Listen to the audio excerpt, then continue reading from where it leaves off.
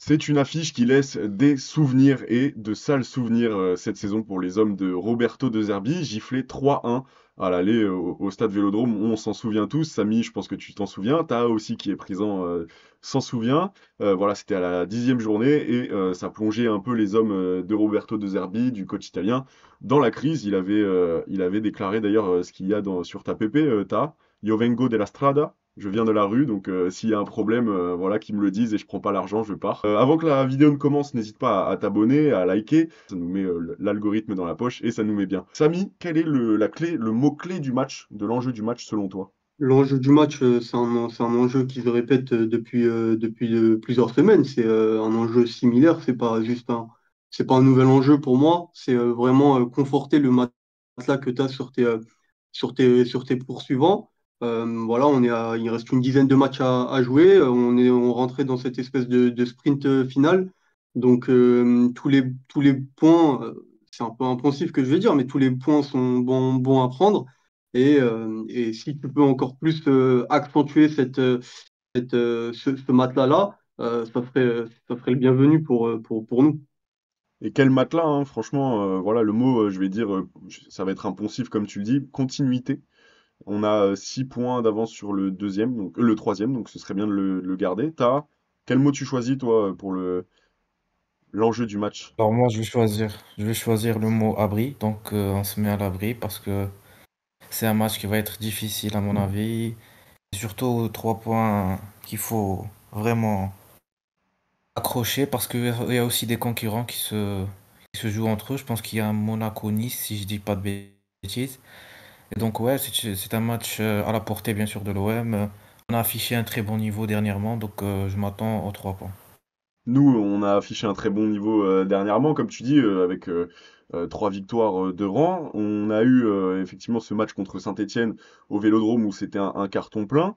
La J Auxerre, par contre, nous a bien battu au Vélodrome, a battu ensuite Angers à l'extérieur. Ou non, ça c'était chez eux à la Baie des Champs. Et sauf qu'ensuite, bah, ils se sont un peu éteints. Donc finalement, on les avait joués à un moment où ils étaient bien, et ensuite ils n'ont plus gagné depuis Angers, donc depuis la septième, enfin ils étaient septième, et ça c'était depuis. C'était le 8 novembre, Ah oui, ça peut t'aider putain, tu te souviens de la date? T'es chaud? C'était un traumatisme. un petit peu, ouais. T'as vu mon débrief? Ouais, ouais, t'étais salé, je me souviens, t'étais salé. Il n'y avait pas un Roberto De Zerbi sur un siège éjectable à cette époque-là? Ouais, exactement, ouais. Bon, tout a changé, voilà, c'était la 10e journée, et depuis, Auxerre a juste gagné contre Angers, comme je l'ai dit, et a fait 5 défaites pour 6 nuls, dont une défaite contre l'USL Dunkerque. Qu'est-ce que tu peux me dire, Tara, sur la méforme de la JOCR? On voit qu'ils sont 12e au classement aujourd'hui, ils étaient 7e quand ils nous ont battus. Qu'est-ce que t'en penses? C'est vrai qu'ils sont dans une méforme assez incroyable. Ils n'ont même pas gagné de match en 2025. Leur dernière victoire remonte à novembre, je crois. C'est ça. Mais ce qui change, c'est en fait, c'est une équipe qui est forte à domicile. C'est la septième équipe à domicile, j'ai vu. Ils ont réussi à accrocher Paris. Ils ont mis 4-0 à Rennes quand même. Ils ont gagné Nice aussi. Donc ouais, c'est une équipe qui arrive à avoir des résultats à domicile. Et avec un jeu direct, bien sûr, avec des joueurs en forme devant. Je pense à Ahmed Junior Traoré, Dessina Yoko, Gaëtan Perrin qui est bon aussi. Et surtout un coach qui connaît très bien la Ligue 1, Monsieur Pélissier. Et c'est une Exactement. équipe qui joue à 5 derrière aussi. Donc ça peut être un match difficile quand même. Bah ouais, je suis d'accord avec toi, sachant que le dernier, bon, il y a eu un AS Monaco-Auxerre qui n'a pas fait de détail à domicile, 4-2 pour Monaco, et sauf qu'ils ont le dernier vrai adversaire de taille qu'ils ont reçu à la Baie des Champs, c'était Lille, et ça s'est terminé par un 0-0, alors que Auxerre était en infériorité numérique. Selon toi, comme a dit Samy, il y a des bons joueurs, il y a Ahmed Junior Traoré, Gaëtan Perrin qui est sur la meilleure période de sa vie alors qu'il a 28 ans. Qu'est-ce que tu peux nous dire? D'ailleurs, Pellissier a changé son système là, au dernier match, passant à une défense à 4 alors que d'habitude ils étaient à 3 avec des pistons. Mais c'est plus un souci d'animation pour la JOCR. Alors oui, effectivement, ils sont passés à 4, mais ils ont quand même pris encore une fois 2 buts, donc ils n'ont pas réussi encore à stopper, malgré ce changement d'animation, ils n'ont pas encore réussi à stopper l'hémorragie. Donc c'est une équipe qui habituellement fait souvent la confusion sur les équipes qui jouent à 3 ou à 5, parfois on dit 3, parfois on dit 5. Eux, pour le coup, quand on regarde leur match, c'est vraiment un système à 5 et non pas à 3 comme nous, par exemple. Donc c'est un système à 5 qui a fait illusion, je trouve, sur la première partie de saison où ils ont accroché certaines équipes. On pense par exemple à Lyon, ils sont partis faire un match nul très intéressant là-bas. Forcément, le match au Vélodrome également. Mais depuis, ce système a mal vieilli. Je trouve que c'est une équipe qui, justement, par ce système à 5, seul beaucoup trop ses offensifs. En l'occurrence, tu les as cités, Taha, Gaëtan Perrin, Traoré. Parce que justement, à la récupération du ballon, ils sont très bas et ils n'ont pas les joueurs au milieu qui sont assez à l'aise techniquement pour transmettre le ballon aux attaquants que je viens de citer. Donc ça fait que, en fait, ce système, il est beaucoup trop les joueurs intéressants offensivement de la Auxerre et qui rend cette équipe un peu inoffensive au final. Et donc je pense que c'est surtout de ça qu'ils souffrent actuellement, c'est cette faiblesse technique au milieu de terrain qui ne leur permet pas justement de reprendre ce jeu en transition qui faisait très mal en début de saison et qui ne fait plus illusion depuis quelques temps maintenant. Quels sont les points faibles selon toi de la JOCR? Samy a parlé du milieu de terrain, je vais parler un peu de la compo, voilà, je l'ai sous les yeux. Contre Brest, Pélissier a aligné un 11. En tout cas, on va parler surtout du milieu. C'était Massengo, qui est un jeune joueur. On a Elisha Owusu. Et en attaque, on a Sinayoko, Ahmed Traoré, dont tu as parlé, Gaëtan Perrin. En pointe, il y a Théo Newsberg. Est-ce que pour toi, il y a quand même des lacunes niveau Ligue 2 dans cet effectif? Ouais, ouais, il y a des lacunes. On l'a vu, je sais pas si vous avez vu le dernier match contre Monaco, mais il y avait, je pense, l'équipe et s'est totalement écroulée derrière. Ouais. Euh, le buteur monégasque, il a mis quand même un hat-trick en quelques peu de minutes.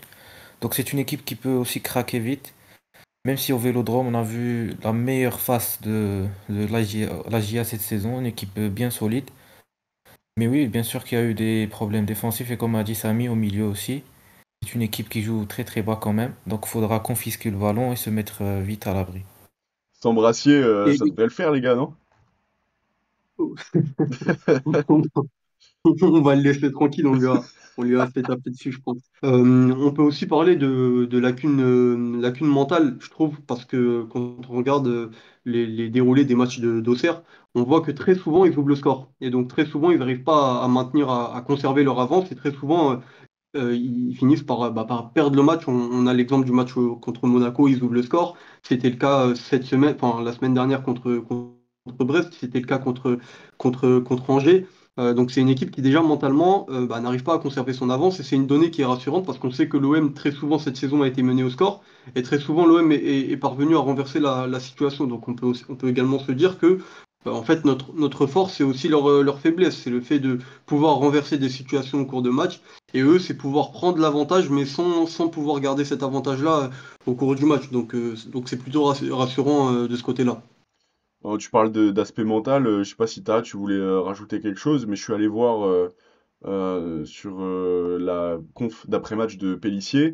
Voilà, il parle d'un groupe frustré quand même après le 2-2 contre Brest, mais ils sont quand même satisfaits de leur dernière prestation, donc peut-être un peu plus de confiance dans les têtes, car on a pris un point, proposé du jeu, marqué 2 buts.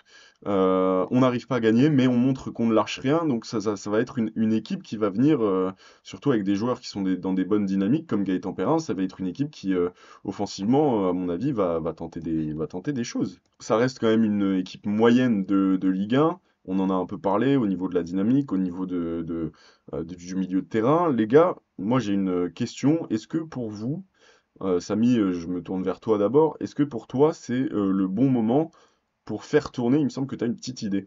Oui, j'ai posé cette hypothèse sur la table parce qu'on l'avait dit par exemple la semaine dernière, Adrien Rabiot était sur sa 16e titularisation d'affilée. C'est quand même assez énorme, même dans une saison sans Coupe d'Europe et avec une élimination prématurée en Coupe de France. Je me dis que voilà, on amorce un sprint final, on aura besoin des forces de tout le monde jusqu'à la fin. Ce sera quand même un long marathon.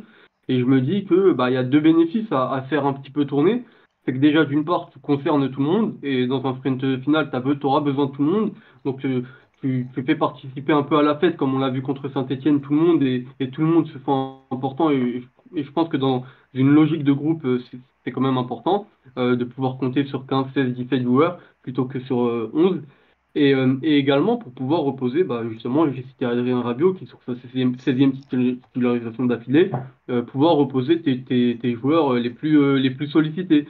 Je me dis que euh, bah, on joue contre des adversaires abordables. On a réussi à prendre le pouls justement de ce genre de match. On n'est plus sur le début de saison où quand on jouait des équipes bloc bas, on avait un peu peur parce qu'on savait pas comment on allait pouvoir imposer notre jeu. On voit que depuis quelques temps, depuis le mois de décembre, on n'a plus ce problème-là.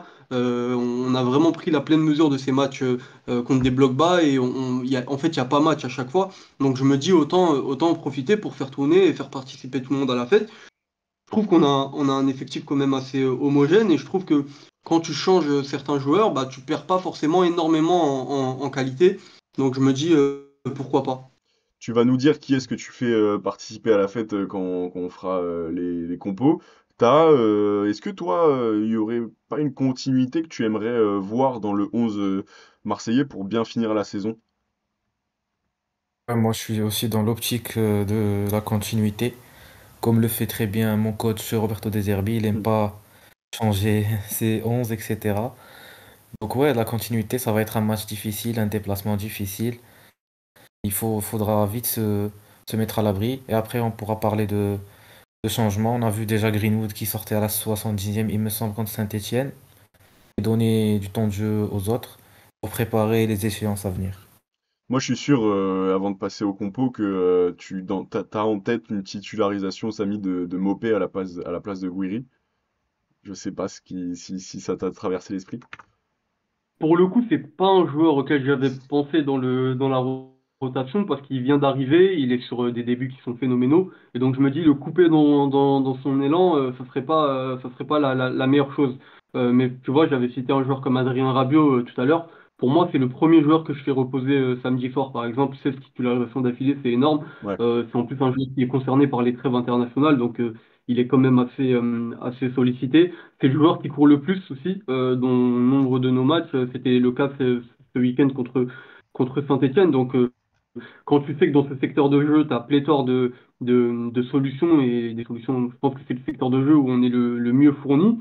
Ouais, je me dis que faire souffler un Adrien Rabiot, ça ferait pas de trop, par exemple, tu vois. Du coup, vas-y, bah, profites-en pour faire ta compo, hein. Je suis curieux de voir qui tu mets à la place du Duc, du coup. Bah, alors on partirait sur un système il y a la suspension de Balerdi, donc je ferais reculer Rongier, moi, que je mettrais dans l'axe Ok. et que j'associerais avec Kondogbia, parce que je pense qu'on l'a revu contre Saint-Etienne et qu'il est maintenant de retour. Felipe Ramos à droite plutôt que Murillo. Tu vois, tout à l'heure, je parlais de d'autres joueurs et je trouve que Murillo est aussi un joueur qui a été beaucoup sollicité dernièrement et qui peut être reposé. Ok. Et en l'occurrence, ça te permet aussi de faire débuter enfin Ramos. Euh, à droite, je partirai comme d'habitude avec Luis Enrique. Dans l'axe, Olivier Benasser. À gauche, une première titularisation, je pense que après ses deux entrées en jeu, il le mérite de Dedic, Ouais. avec Greenwood, parce que lui, pour le coup, il sort quand même assez tôt dans les matchs quand ils sont pliés, donc je me dis qu'il n'y a pas de problème à le laisser. Et jouer également avec moi, c'est un joueur que j'ai envie de revoir et je ne sais pas de quand date sa dernière titularisation, mais un Jonathan Rowe qu'on a enfin revu entrer en jeu contre Saint-Etienne avec Guiri devant. Malgré le fait que n'aurait pas le même rendement au milieu de terrain qu'un Adrien Rabiot, est-ce que ça pourrait pas justement nous mettre en danger, ça? Mais je pense que, parce qu'on si on dit qu'on a un adversaire abordable, un adversaire assez inoffensif, un adversaire qui est en difficulté, que je me dis que faire une entorse à l'animation défensive de l'OM dans les replis sur un match comme ça serait pas scandaleux. Après, oui, effectivement, si tu vois que vraiment que ça va pas, tu as encore le luxe de changer. Comme je l'ai dit tout à l'heure, Auxerre est une équipe qui n'arrive pas à tenir le score quand elle prend l'avance, et l'OM est une équipe qui renverse facilement la situation. Donc je pense que même si tu prends un but, par exemple, parce que t'as pas, justement, tu perds ton équilibre, les choses ne sont pas réversibles. Donc je me dis pourquoi pas essayer. Et en plus, mais c'est vraiment une solution Mm. temporaire. Moi, Rabiot, 16 titularisations d'affilée, je me dis que bah, peut-être que même lui, il a envie d'être reposé. Donc c'est plus dans cette optique-là. C'est pas, et je pense pas que que tu déséquilibrerais complètement ton équipe en faisant ça. Et donc là, je crois que sur la compo que je t'ai citée, je suis sur trois changements. Ouais. C'est pas énorme. Donc, Enfin, avec donc voilà. l'intégration de Kondogbia, quand même, enfin, t'as une défense qui est complètement remaniée Oui, par mais je veux dire rapport que à c'est la un joueur dernière. mais je veux dire que c'est un joueur qui connaît l'animation, Ouais, donc ça va. T'as Dedic que tu intègres, t'as Ramos que tu intègres, et t'as effectivement Rowe que tu fais rentrer à la place de Rabiot. Mais voilà, et je l'ai dit la semaine dernière, là on est vraiment dans le sprint final. Les équipes qui jouent le maintien, elles prennent tous les points. Si Auxerre prend un point contre nous samedi, je peux te dire qu'ils fêteront ça comme une victoire. Donc ouais. on peut quand même s'attendre à ce qu'Auxerre soit pas ne se découvre pas énormément. Donc faire tourner, je pense que ça serait pas de trop. Tara, toi, moi je suis curieux de connaître ta compo. La Tara compo à l'inverse de la Sami compo. Alors moi, comme j'ai dit, j'opte pour la continuité. Derrière, déjà, avec la suspension de Balerdi, je mets Cornelius dans l'axe. Ok. Pourquoi? On a vu le jeu direct d'Auxerre. Le premier but non, je pense que c'est le premier but qu'on encaisse. Un long dégagement de Donovan Léon sur Sinayoko. Et j'ai revu le match contre Monaco. Ils le refont souvent, donc c'est du jeu 100% direct. Ok. C'est pour ça que j'opte pour Cornelius dans l'axe, vu sa taille, etc. Même si je comprends pourquoi ça a mis en Mirongier. Cornelius, ouais, et Kondovia et Murillo. Au milieu du classique, Højbjerg, Rabiot et, et Greenwood. Pourquoi Rabiot? Bah, Rabiot, moi je le remets encore, hein. C'est un athlète, il mange bien, il dort bien, Mm. il connaît, il connaît les grands clubs, comment ça marche. Il n'y a pas de Champions League. Je pense qu'il enchaînait même les 90 minutes avec des matchs en semaine. Donc voilà, Adrien Rabiot, c'est un athlète, c'est quelqu'un de très professionnel.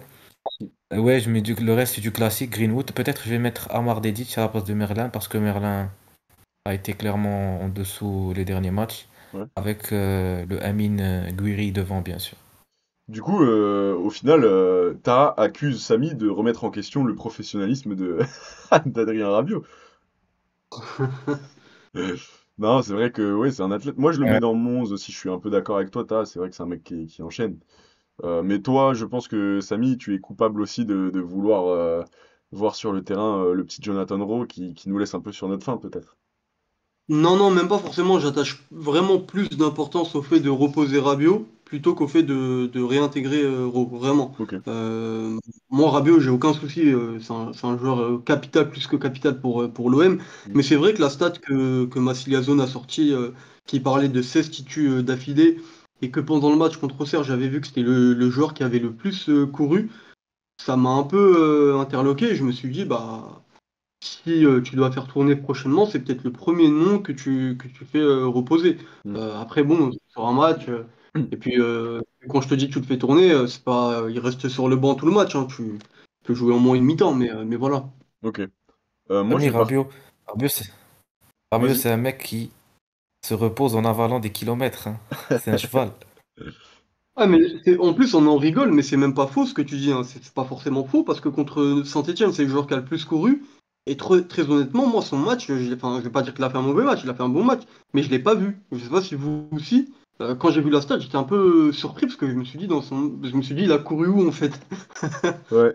Ça fait partie de ces choses-là dans le foot qui sont pas palpables, mais qui participent grandement au jeu. Quand tu fais acte de présence, même dans des zones, pour déranger Ouais. l'adversaire. Ça, on le voit pas, mais c'est vrai que c'est hyper important. Et je suis un peu d'accord avec ce Et, constat. On l'a pas vu trop avec ballon. ouais, il excelle dans ce style-là, Rabiot, dans les courses, sans ballon. Bon, si on est un peu taquin, on pourrait dire qu'il a fait un peu un match de sénateur, mais en tout cas, c'est quand même au final le joueur qui a le plus couru, donc on peut pas l'accuser, Rabiot. Pour une fois, on va avoir trois compos différentes, je pense. Bon, vous n'avez pas mentionné Rouli, mais évidemment, personne met de l'ange, puisque tout le monde est équilibré mentalement ici. Sinon, en défense centrale, moi, je vais partir sur Kondogbia, Rongier.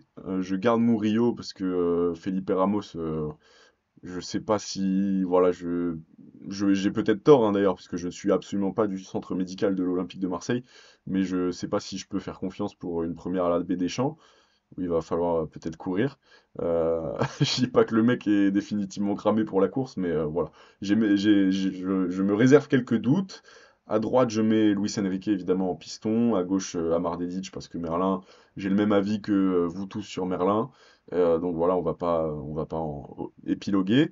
Et au milieu, Benasser, Rongier. À droite, Greenwood, Guiri dans l'axe. Et à gauche, bah, du coup, Rabiot. Donc il y a juste la défense qui est différente entre nous, je crois. Toi, t'avais mis Ouais, Kondogbia, exactement. Cornelius. Ah oui, quand même, tu fais confiance à Cornelius en centrale. Franchement, Ouais. c'est pas quelque chose que je tenterais, moi, quand même. Je, je sais pas si t'es d'accord ou pas d'accord. Ah ouais, moi je mets Cornelius parce que, comme j'ai dit, les longs ballons me terrifient. Hmm, Surtout Højbjerg contre Strasbourg, j'avais pas aimé en centrale. ouais. Du coup, je donne la continuité à Cornelius. Mais le Et truc, ce c'est... qui est bien aussi, c'est que le banc de l'OM a été bien fourni, Hmm, c'est bien étoffé. Parce que j'avais bien aimé moi la configuration contre Angers en deuxième mi-temps avec Guiri à gauche, Mopé dans l'axe. Donc ça offre beaucoup de possibilités. Et aussi on a vu Jonathan Roux rentrer contre Auxerre qui a fait enfin une bonne rentrée depuis je ne sais pas combien de temps. Donc ouais, ça fait plaisir. On a beaucoup d'options pour changer le cours du match. Là où peut-être je mets quelques réserves pour Cornelius, c'est que comme Balerdi est absent et du coup c'est pas n'importe quel joueur, c'est le capitaine, je me dis Cornelius prendre la place de Balerdi en lieu et poste, je sais pas s'il va trouver la tâche trop lourde et du coup c'est quand même un rôle central, sans mauvais jeu de mots dans la défense. Donc je sais pas si dans le leadership et dans le tempérament, je confie ces clés-là à Cornelius. Mais ça peut être une option en effet. Voilà les gars, est-ce que vous avez un prono? Moi je vais partir sur un petit 1-3 comme chez nos amis lensois il y a pas longtemps. Enfin il y a pas longtemps, juste avant 2025. Qu'est-ce que vous en pensez vous? Ouais, je m'inscris là-dessus, même si je vois, paradoxalement, je vois l'OM faire un clean sheet, en une exception, mais je vois l'OM faire un clean sheet, donc plutôt un 0-3. Ok. Ta? Alors moi je suis partagé entre le pessimisme de l'absence de Balerdi, parce que le dernier match je pense qu'il a pas joué, c'était contre Strasbourg, Ouais. la première défaite de la saison, etc. Et le fait que l'OM réussit très très bien à l'extérieur et la bonne forme, donc je vais opter pour un 2-0, le même score que contre Angers. Ok. On va parler vite fait, alors très rapidement. En ce moment, il y a beaucoup de polémiques sur l'arbitrage et il y en a une qui concerne le prochain match, c'est la désignation de Monsieur Stinat pour arbitrer face à Auxerre. En fait, Monsieur Stinat, pour le contexte, c'est le quatrième arbitre qui avait été pris par le bras par Olivier Létang et qui avait finalement accusé Benassia de l'avoir plus menacé que Monsieur Létang. Voilà, les dirigeants de l'OM ont répondu, ont dit que bon, ils n'étaient pas très contents de la désignation de cet arbitre, et la JOCR a communiqué en retour en disant que ils n'étaient pas très contents, que l'OM s'étonne de la polémique déclenchée par l'OM. Donc voilà. Il y a deux clubs mécontents, donc ce seront deux clubs mécontents qui vont s'affronter. Qu'est-ce que vous en pensez, vous? Est-ce que vous êtes content de voir, finalement c'est ça, c'est une histoire d'être content ou pas content, de voir Monsieur Stinat, sachant qu'il pourrait peut-être avoir un biais sur l'Olympique de Marseille, même si je ne doute pas du professionnalisme de ce monsieur, avec qui j'ai fait une photo un jour dans un stade à Grasse, mais ça on s'en fout un peu. Voilà, c'est quelqu'un, Monsieur Stinat. Attends, il a joué à Sedan. C'est quand même un ancien joueur de Sedan, les gars. Donc voilà, est-ce que vous doutez de ce type? En fait, Moi, mon problème, c'est pas lié à la désignation de Stinat, même si, comme l'avance l'OM, ça manque quand même c'est pas habile. C'est pas Hmm, habile de la part de la Ligue, après ce qui s'est passé, et aussi parce que l'OM a fait un appel, donc le litige est encore en cours. C'est pas juste qu'il y a eu une décision et on ferme le livre et c'est fini. ouais, C'est encore en cours, donc quelque part, Monsieur Stinat est en litige avec l'OM. Et donc là, on ne devrait pas jeter de l'opprobre sur Monsieur Stinat, mais plutôt sur la Ligue, qui manque, comme l'a dit l'OM, d'intelligence émotionnelle. Moi, je trouve que ça manque d'habileté. Mais voilà. Mais moi, mon vrai souci, c'est plutôt la posture d'Auxerre qui fait un communiqué public. Voilà, on a tous lu, pour accuser l'OM de vouloir un peu mettre la pression. Sauf qu'en fait, il y a eu la désignation, mais l'OM n'a pas réagi publiquement. On a eu des infos fiables, très fiables, on n'en doute pas, on sait que c'est la réalité, qui disent que l'OM s'est plaint directement auprès de la Ligue, et qui lui a fait savoir son mécontentement par rapport à ce que je viens de dire. Mais officiellement, publiquement, il n'y a pas eu de communiqué de la part de l'OM, il n'y a pas eu de prise de parole comme l'OM le fait d'habitude, même dans des interviews de Pep Benatia ou de Longoria ou de qui que ce soit. Il y a rien eu à moins que ça m'ait échappé, mais il n'y a rien eu de public. Donc c'est ça qui me dérange en fait, c'est que Auxerre prend l'initiative de faire un communiqué public officiel pour accuser l'OM, sauf que jusqu'à preuve du contraire, concrètement, l'OM n'a rien dit. Donc c'est ça qui me dérange, moi. hmm, Accuser alors qu'en fait, bah, pour l'instant, il n'y a que vous, il y a que Auxerre qui parle, l'OM n'a rien dit. Donc ouais. ça me dérange énormément, moi, ça. C'est juste une rumeur d'être agacé, quoi. Euh, oui, Non, c'est même pas par une rapport à stature l'OM, officielle. Oui, l'OM oui, apparemment est agacé, mais enfin, c'est pas une rumeur, oui, c'est une info l'équipe, quoi. oui, voilà, c'est pas une rumeur, c'est vrai. C'est une vraie info et on sait que c'est la réalité. Mais Hmm, je veux dire, l'OM n'a pas. Là où je veux insister, c'est le côté public de la chose. L'OM hmm. n'a pas dit publiquement, n'a pas fait un communiqué sur son site officiel pour dire on comprend pas, on n'est pas content. Ils se sont plaints directement à la Ligue ou alors peut-être même qu'ils ne se sont même pas plaints. Peut-être que c'est juste dans les couloirs de la commanderie qu'ils ont fait savoir à des journalistes en gros, on n'est pas content. Hmm. Mais c'est ça qui me dérange du coup de la part d'Auxerre, c'est de dire d'accuser l'OM de vouloir mettre la pression alors que l'OM publiquement n'a rien fait concrètement. Ok. C'est curieux. Merci Samy. On va conclure avec Tara, puisqu'une nouvelle vient de tomber, c'est que l'équipe rapporte que l'OM vise aussi un opérateur VAR avant son match de Ligue 1 face à Auxerre. C'est quand même bon, ça revient à ce que notre média sortait ces derniers temps. Voilà, il y a eu un thread, il y a eu une vidéo. On va pas en reparler, on va pas polémiquer. Mais voilà, un opérateur VAR et dans le collimateur de l'OM pour son match contre Auxerre. Tara, qu'est-ce que tu en penses? Qu'est-ce que tu en penses? Est-ce que les choses sont en train de peut-être changer? Est-ce que l'OM prend les bonnes dispositions ou ça remet de l'huile sur le feu? On espère que ça va changer un peu les choses. On a vu cette semaine cette enquête de Massilia Zone qui a fait beaucoup jaser. En plus de cette nomination de Stinat, la réaction des Benatia, etc. Mais si on allait affronter chaque club chaque week-end qui va mettre un communiqué, ça devient vite lassant. Donc moi je vais me concentrer sur le sportif parce que tout ce qui est autour, ça commence à devenir lassant. Bah merci Et puis en Tara. plus, c'est répétitif, non? Je sais pas si je me trompe, mais Nice l'avait fait déjà il y a 2 semaines Ouais, avant Ouais. que. Exactement. c'est ça. Donc en fait, on accuse l'OM de mettre la pression, mais ce qu'on voit, et c'est ce que dit Taha, en fait, ça me refait penser à ça, ce qu'on voit en fait, c'est que c'est plutôt les adversaires de l'OM qui font à chaque fois des communiqués de manière répétitive, et en fait, ça se suit, et donc c'est plutôt du côté des adversaires qu'il faudrait regarder, parce que là, en 2 semaines, en 3 semaines, on a Nice et Auxerre qui, avant leur match contre l'OM, font un communiqué, alors que l'OM ne dit rien. Donc c'est quand même c'est curieux encore une fois. Ça fait un peu faillot, non? En mode ouais, maîtresse, Marseille est en train de Oui, parler.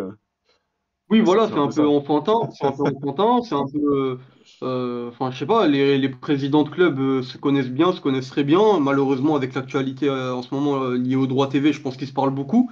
Régler ça entre vous, mais faire des communiqués comme on peut le voir dans d'autres championnats, je trouve que c'est quand même moi ça me dérange énormément. Bah écoutez les gars, merci, hein, merci Samy, merci Tara pour cette belle preview de l'avant-match Auxerre-OM. On espère une issue favorable comme à chaque match pour l'Olympique de Marseille. Pour ceux qui sont restés jusqu'à la fin, je vous invite à évidemment à nous soutenir en vous abonnant à cette chaîne YouTube, en vous abonnant aux autres médias de Massilia Zone, Twitter, TikTok, Instagram, ainsi que YouTube, comme je viens de le dire, et mettez un like, ça nous met l'algorithme dans la poche. En attendant, moi je vous dis ciao, n'hésitez pas à regarder nos autres vidéos qui sont toutes intéressantes, plus intéressantes les unes que les autres. Ciao, allez l'OM.